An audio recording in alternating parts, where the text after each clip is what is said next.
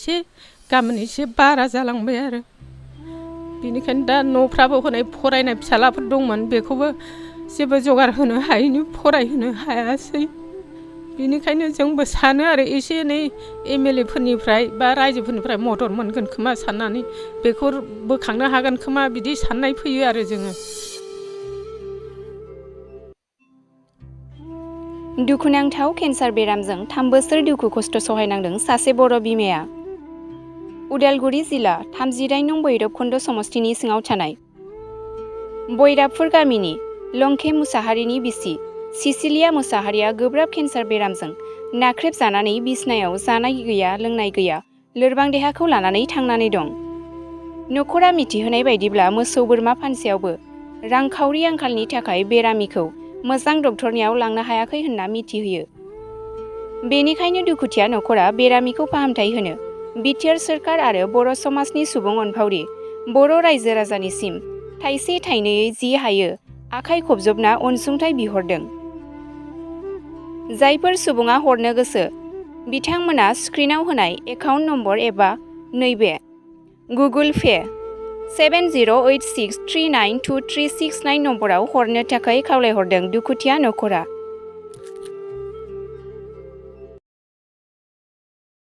एसे गामोन एसे बारा जालांबाय आरो बेनिखायनो दा न'फ्राबो हनै फरायनाय फिसालाफोर दंमोन बेखौबो जेबो जगार होनो हायैनि फरायहोनो हायासै बेनिखायनो जोंबो सानो आरो एसे एनै एमएलए फोरनिफ्राय बा रायजोफोरनिफ्राय मदद मोनगोन खोमा साननानै बेखौ बोखांनो हागोन खोमा बिदि साननाय फैयो आरो जोङो। दा जोंनि गोसोआव साननाय दंमोन आरो बेयो अपारेसन खालामनो हाबा मोजाङाव फैगौमोन। दा दाख्लै लांबाय गुवाहाटियाव लांलाय लाबोलाय खनथामानो जाबाय बिदिनो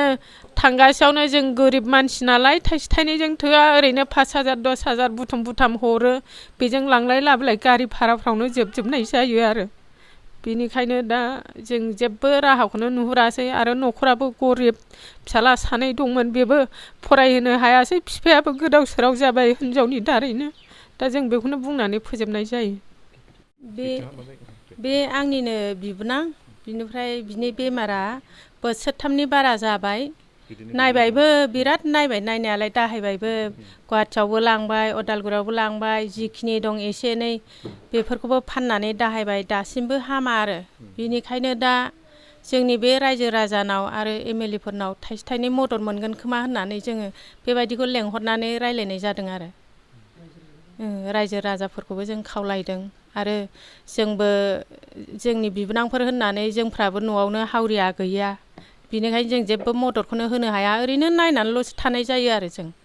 बिदिनो हामगौबा गामिनि झारुवा अजाफोरखौनो होलाबायो दा बेजोंबो हामा मानसिया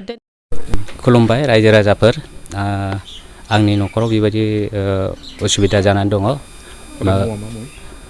आंनि मुङा लंके मुसाहारि गामिया बैरबपुर। खुलुमबाय बेनो आंनि बे हिनजावा ओरैबायदि गोबाव समनिफ्राय बेमार जानानै थाबाय बिदिनो फार्स्टआवहाय बिदि खुजुलि जादोंमोन बे खुजुलिनिफ्रायनो मा जालांदों बेखौ हमनो हायासै दायो केन्सार सिस्टेमावहाय जानानै दं 3 बोसोर जानानै थाबाय 3 बोसोरावबो दासिमानो आं बहुद मोसौ बोरमा फाननानै नायदोंमोन डक्टरनाव दिन्थिबाय डक्टराथ' बुंदों नोंसिनि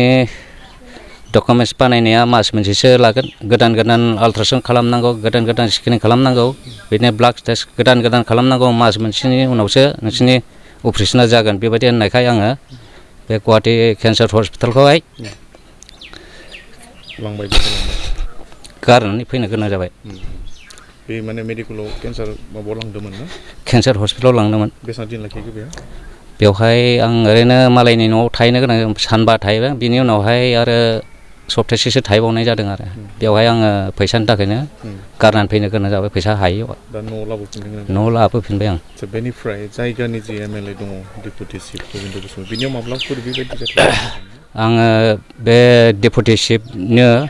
मोनसे सानसे समाव आं एप्लिकेसन गांसे होबोदोंमोन एप्लिकेसना दायो 8 माससो जाबाय बियो आंखौ माने आं गेजेराव खनसे खबर लाहैदोंमोन दा बेबादि माने फैयाखै होननानै फान गैया होनना बुंहरबाय बेनिखायनो आं सानबाय दे बिदिबाथ' एरियानि डेपुटि चिफबाबो बिसोरो बेमार जानाय मा जानायफोरखौ जेबो एक्सन लानाय नङा होननानै आङो बिदिनो थाबाय आरो आं बिसोरजों रायलायनोबो जायाखिसै आरो आं फैबाय रायजो राजाखौ आं बेनि बेमारनि थाखाय नायनो थाइसे थाइनै अनसुंथाइ लुबैदों आरो न'खरावथ' आंहा जेबो गैखाया सासे फरायनाय दं बेखौबो 10आवहाय फरायदोंमोन दा गाननाय जोमनाय ड्रेस होनो हायैनि थाखाय बियो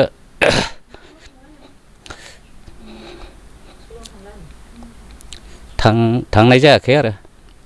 दा न'आव दंथ'यो गोबाव सम माने खरसा होनो हायैयाव थांनो हायाखै बेबादि माने ओरैनो अनसुंथाइ हिसाबै जिथु खामानिया जानांगौमोन आरो होजानाय जानांगौमोन जेरैबायदि मोननांगौ अपारेशना जानांगौमोन खिन्थु अपारेशन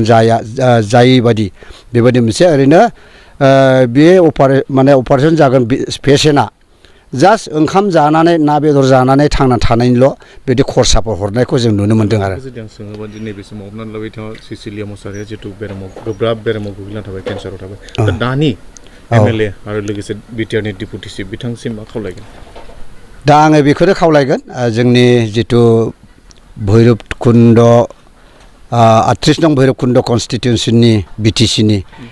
एमसिएलए प्लास बिटिसिनिनो डेपुटि चिफ लोगोसे 69 नं उदालगुरि समस्तिनि बिधायक एमएलए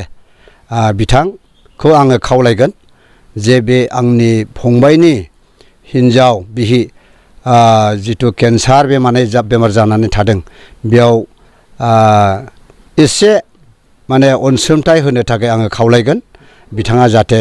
गावनि ओनसोलनि गावनि गामि खाथिनि सिमनानि गामि हिसाबै नायसनगोन ओरै होननानै आङो मिजिंथियो